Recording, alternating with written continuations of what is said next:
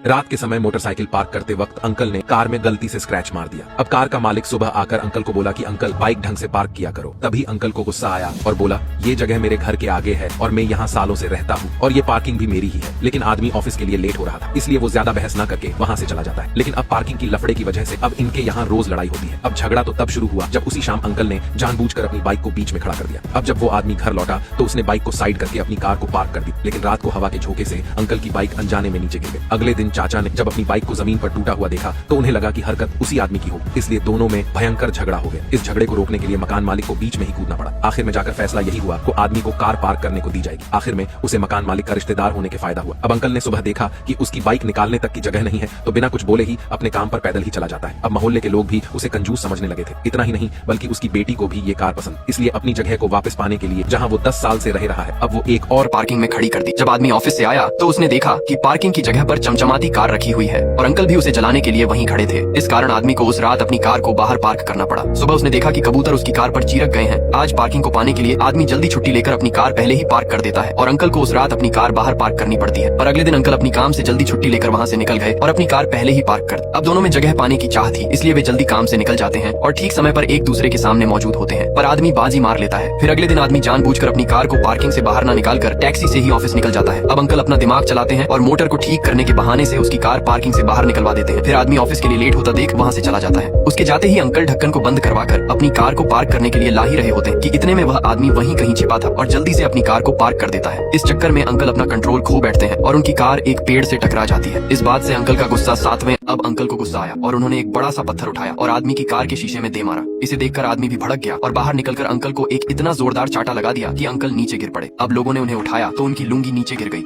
ये समझ लो कि पिछले 10 सालों में अंकल की कमाई हुई इज्जत पूरे मोहल्ले के सामने एक दिन में कचरे के बराबर हो गई। फिलहाल लड़ाई तो खत्म हो गई, लेकिन रोज रोज जल्दी छुट्टी लेने की वजह से ऑफिस का मैनेजर भी आदमी पर गुस्सा होने लगा। दूसरी तरफ आदमी की बीवी भी रोज के लड़ाई झगड़े से काफी परेशान थी। अंकल अपनी बेइज्जती का बदला लेने के लिए उस आदमी पर झूठी पुलिस शिकायत कर देते हैं कि आदमी ने उनकी बेटी के साथ छेड़खानी की है, जिससे आदमी को बिना किसी गलती के जेल की ताजी हवा लेनी महंगी पड़ जाती है। लेकिन उनकी बेटी झूठी शिकायत से सहमत नहीं थी, इसीलिए वह अपनी शिकायत वापस ले लेती है। अब आदमी की भी जेल जाने की वजह से पूरे मोहल्ले में उसकी इज्जत जा चुकी थी। समस्या का समाधान करने के लिए आदमी अंकल के काम की जगह का पीछा करता है और देखता है कि वह अंकल एक ईमानदार सरकारी कर्मचारी है। वह अंकल से मिलकर माफी मांगता है और वहाँ से चला जाता है। तभी उसके जाने के बाद अंकल देखते हैं कि डस्टबिन के पैकेट के अंदर बहुत सारे पैसे हैं। अंकल ने जब पैकेज खोलकर देखा तो उसमें बहुत सारे पैसे थे। अब अंकल इतने सारे पैसों को देखकर डर जाते हैं और पैसों को जेब में रखकर बाहर ले जाने लगते हैं कि इतने में उनके ऑफिस डिपार्टमेंट में रेड पड़ जाती है। अब वे अंकल की तलाशी लेने लगते हैं, लेकिन अंकल ने पहले ही पैसों को पंखे के ऊपर छिपा दिया था। अब अंकल को डर था कि कहीं कोई नोट उड़कर जमीन पर न गिर जाए। डर के मारे उनके पसीने छूट रहे थे। अब मैडम चपरासी से कहती हैं कि बहुत गर्मी है, तुम फैन चालू करो। अंकल की किस्मत जबरदस्त थी क्योंकि उस समय बिजली गई हुई थी। अंकल मौके का फायदा उठाकर पानी पीने के बहाने से अपने सिर से फैन के स्विच को बंद कर देते हैं। अब जैसे ही बिजली आती है तो चपरासी फैन ऑन कर देता है, जिससे आदमी भी अपने जेल जाने का बदला अंकल को जेल पहुंचा कर लेता है। अब अंकल को रिश्वत लेने के जुर्म में गिरफ्तार कर लिया जाता है, जिससे उनकी अच्छी भली सरकारी नौकरी एक झटके में उनके हाथ से निकल जाती है। इसीलिए रात को अंकल आदमी की कार के व्हील नट्स ढीले कर देते हैं। अगली सुबह अंकल उसकी वाइफ को कार में बैठता देख सोचते हैं कि किसी से बदला लेने के लिए निर्दोष को नुकसान पहुंचाना उनकी मंशा नहीं। आदमी बेखबर अपनी गर्भवती वाइफ को चेकअप कराने के लिए जा ही रहा होता है कि इतने में उसके नट्स निकलकर जमीन पर गिर जाते हैं, जिससे उनके साथ बहुत बड़ा हादसा हो जाता है।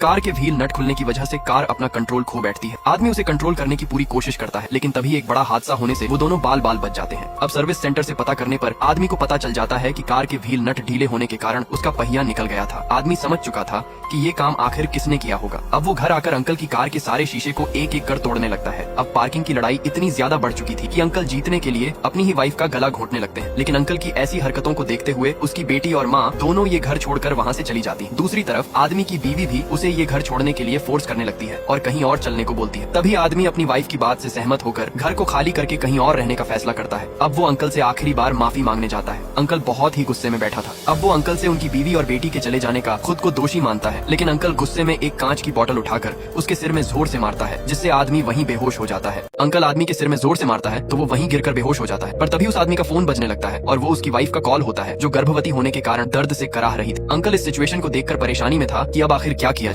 अब वो बिना कुछ सोचे समझे आदमी के घर गया तो उसने देखा कि उसकी वाइफ को बच्चा होने वाला है, उसे जल्द से जल्द हॉस्पिटल ले जाना होगा। अब अंकल वापस अपने घर आया तो उसने देखा कि आदमी वहाँ मौजूद नहीं है। तभी उसे गेट लॉक होने की आवाज आई। आदमी ठीक उसके पीछे राक्षस की तरह खड़ा था और वो उसे एक फटके में सुला देता है। फिर उसका सेल फोन लेकर ओवन में डालकर टेम्परेचर हाई करके बाहर से गेट का लॉक लगाकर चाबी कहीं दूर फेंक देता है। अब वो घर जाकर देखता है लेकिन उसकी वाइफ वहाँ मौजूद नहीं थी। अब वो घबराता हुआ बाहर आता है और किसी अनजान व्यक्ति के फोन से अपनी वाइफ को कॉल करता है। तो वो फोन एक नर्स उठाती है और वो उससे कहती है कि आपकी वाइफ की हालत बहुत खराब थी। तभी एक बुजुर्ग व्यक्ति समय पर उसे हॉस्पिटल में भर्ती कर देता है और वो बुजुर्ग आदमी वही अंकल था। अब आदमी को एहसास हुआ कि उसने बहुत बड़ी गलती कर दी। अब वो गेट खोल भी नहीं सकता था क्योंकि उसने पहले ही चाबी को कहीं दूर फेंक दिया था। अब सिलेंडर फटने ही वाला था कि इतने में वो बाहर से पावर कट कर देता है। उसके बाद उसकी पत्नी को एक प्यारा बच्चा होता है। अब अंकल को भी हॉस्पिटल में दिखाया जाता है। अब वे दोनों कभी पार्किंग के लिए नहीं झगड़ते और इसी के साथ इस मूवी का यही एंड हो जाता है।